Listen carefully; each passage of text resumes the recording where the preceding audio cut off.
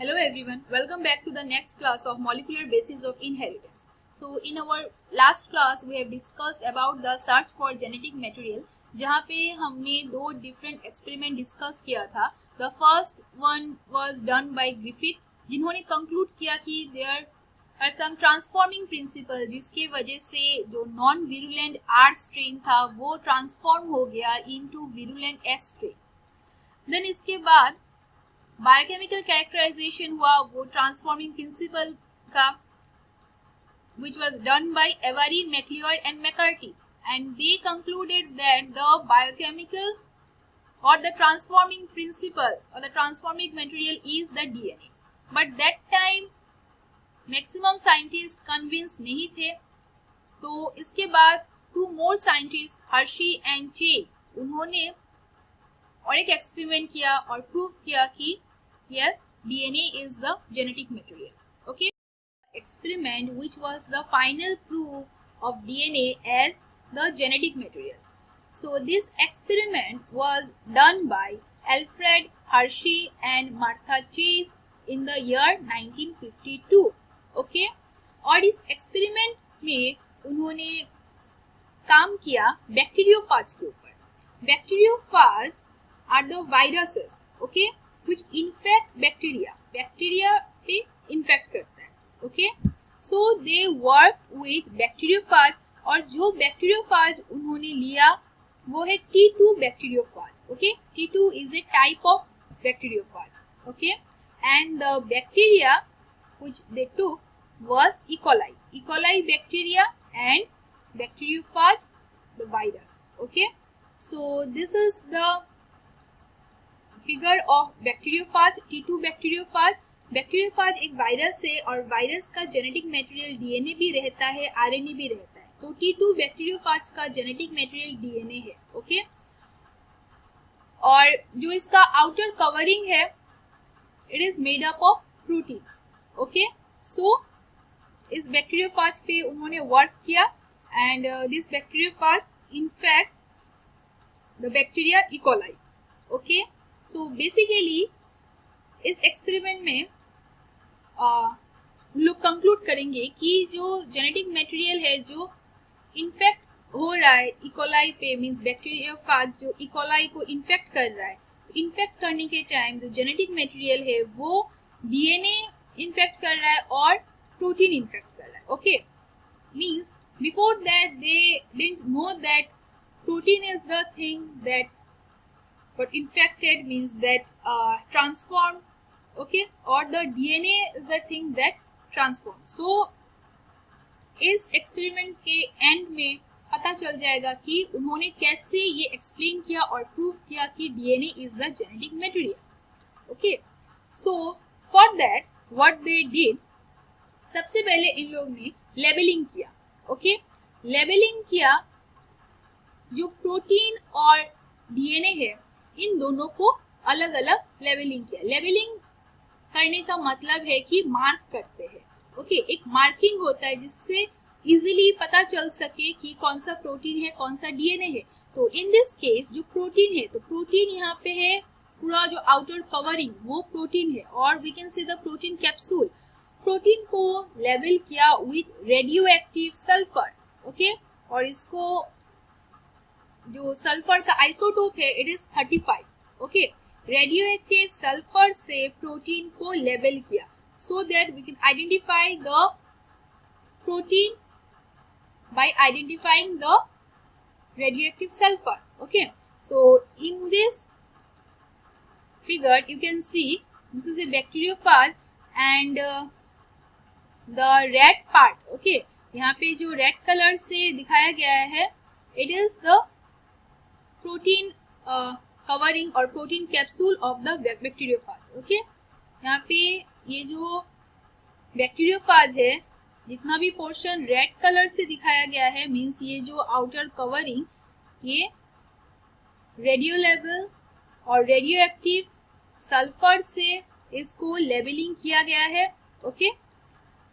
इसलिए इसको red colour से दिखाया गया है, ओके. और ये लेबलिंग कैसे किया जाता है, कुछ बैक्टीरियोफाज लिया गया है और इन्हें रेडियो एक्टिव सल्फर के मीडिया में ग्रो कराया गया है, जिसकी वजह से जो बैक्टीरियोफाज है उस मीडिया में, उस प्लेट में सब बैक्टीरियोफाज रेडियो लेवल हो जाएंगे, ठीक है। So it is the labelling of protein. और फिर क्या किया, डीएनए कुछ और बैक्टीरियोफाज को डीएनए लेवलिंग किया, ओके। सो डीएनए लेवलिंग करने के लिए यूज किया रेडियो एक्टिव फॉस्फोरस, जो फॉस्फोरस का 32 आइसोटोप है, okay. So in this figure you can see जो जेनेटिक मटेरियल है, मींस जो डीएनए है, डीएनए को लेबल किया गया है विद द फॉस्फोरस, ठीक है। और ये जो डीएनए वो दिखाया गया है इसमें रेड कलर से, ओके। मींस जितना भी बैक्टीरियोफाज है जिस पे एक्सपेरिमेंट किया गया है, कुछ बैक्टीरियोफाज को लेबल किया गया है विद रेडियो एक्टिव सल्फर, जो लेबल कर रहा है प्रोटीन को, and some other bacteriophage they were labeled as radioactive phosphorus, मतलब जो डीएनए को रेडियो एक्टिव कर रहा है, ओके। ये दो अलग अलग बैक्टीरियोफाज का ग्रुप है।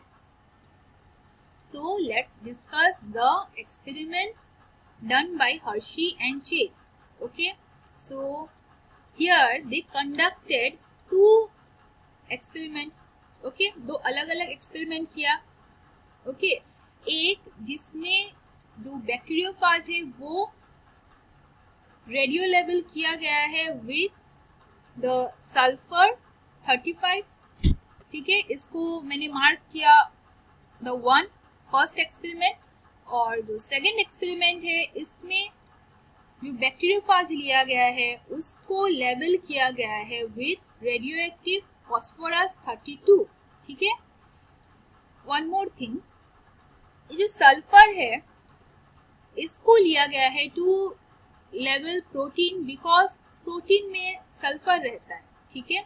और फॉस्फोरस लिया गया है टू लेवल डीएनए, बिकॉज डीएनए में we know there is a phosphate group, okay. इसलिए डीएनए में यूज किया गया है फॉस्फोरस और प्रोटीन में किया गया है सल्फर, ओके।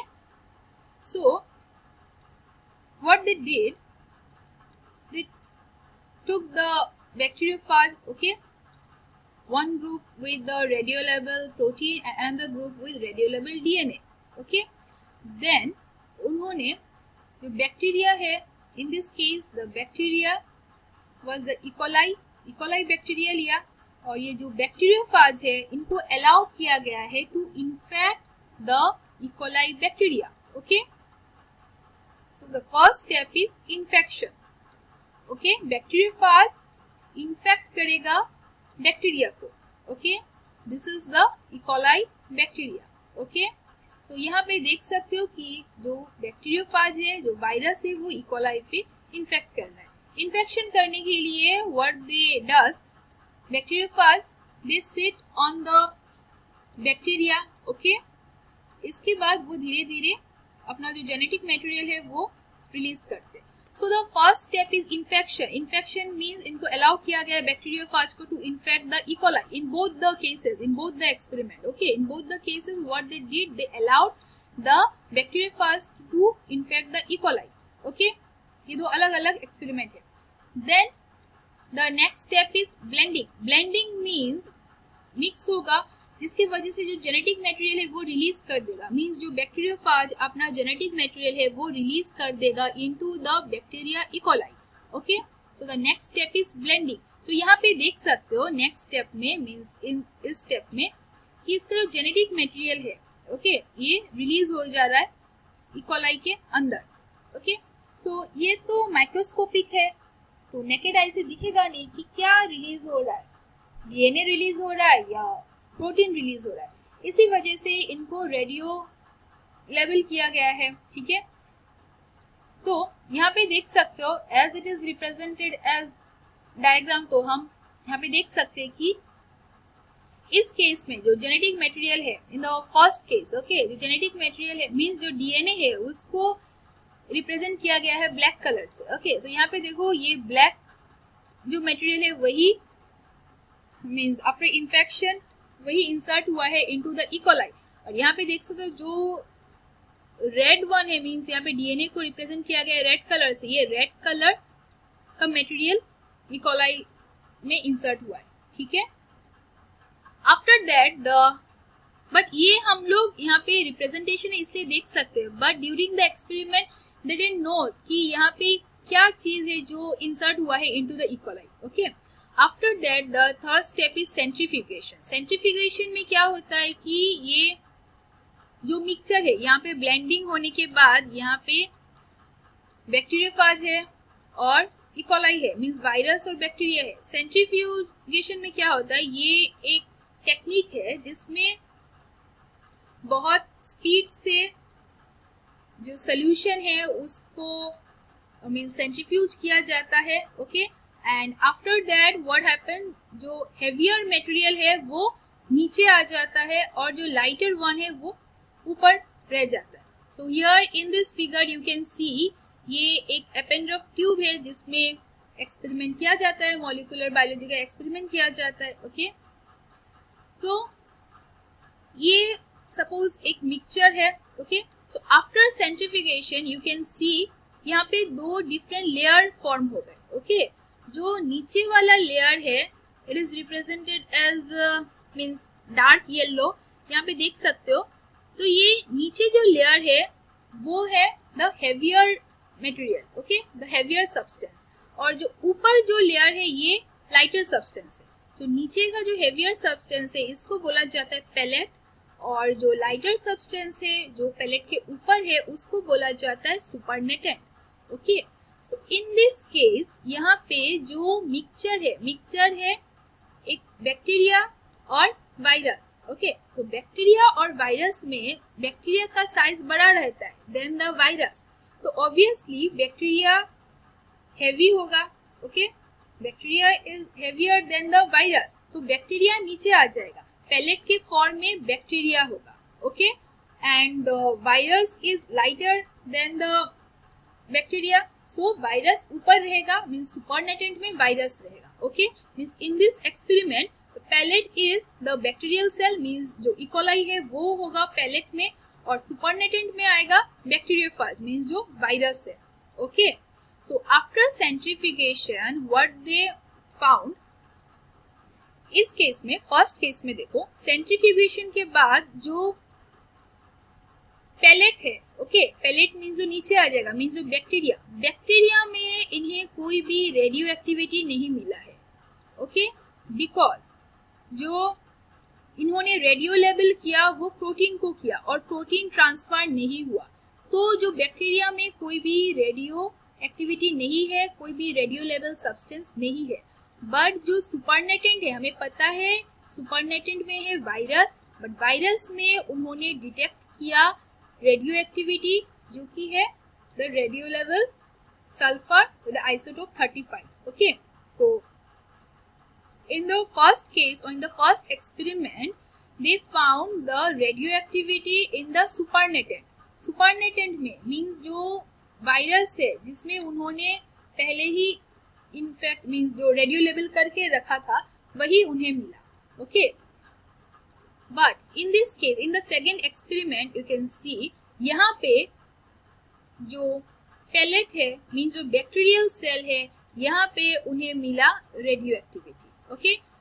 बैक्टीरियल सेल पे रेडियो एक्टिविटी मिला जो इनिशियली इस केस में रेडियो एक्टिव था बैक्टीरियोफाज का डीएनए, ओके। बैक्टीरियोफाज का डीएनए रेडियो एक्टिव था, and after infection blending and centrifugation what they got that the cell become radioactive, okay, and there is no radioactivity in the supernatant. Supernatant means the virus, the bacteriophage. Bacteriophage में कोई भी radioactivity नहीं है, means radioactivity पहले था bacteriophage में जो अभी आ गया है बैक्टीरिया में, means E. coli में।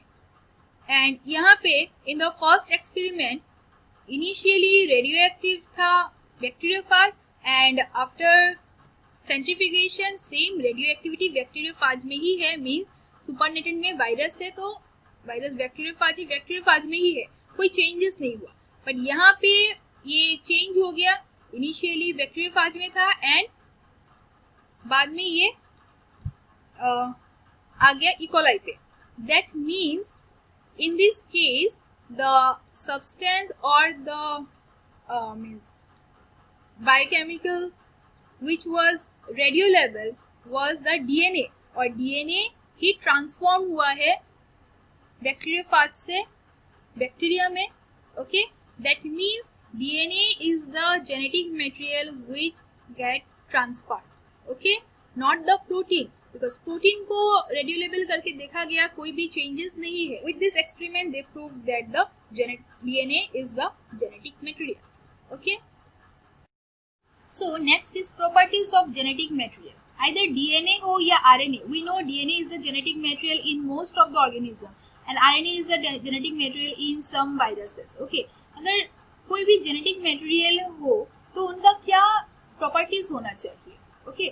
So the first property of a genetic material is their capability of replication. Okay.